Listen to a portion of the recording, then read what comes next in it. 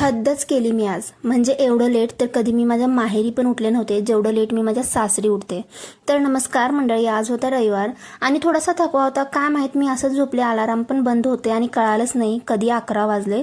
तर मी आज चक्क 11 वाजता उठले आणि यांनी पण मला डिस्टर्ब नाही केलं. म्हणजे ते गेले तसंच ते कामाला, त्यांना आज सुट्टी नसते.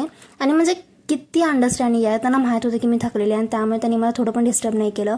एवढा समजूतदार नवरा मिळाला देवा, थँक्यू सो मच. तर म्हणलं आज उपमा खायचा मूड होता त्यामुळे आणि रव्यामध्ये थोडीशी मुंग्या झाले होते. पहिला त्यांना मस्तपैकी उन्हात वाळायला ठेवलं, त्यानंतर मी इकडे घेतले उपमा बनवायला.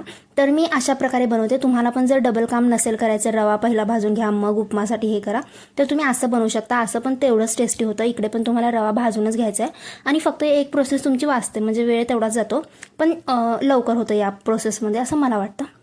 त्यामुळे तुम्ही पण असं नक्की ट्राय करून बघा. आणि कधीही रवा शिरा असं काही बनवायचं असेल नक्की गरम पाण्याचाच वापर करा. त्यामुळे जरी रवा थोडासा कच्चा असेल तर तो शिजून जाईल. त्यानंतर यांच्यासाठी बनवलं दुपारचं जेवण आणि असा होता माझा रविवार.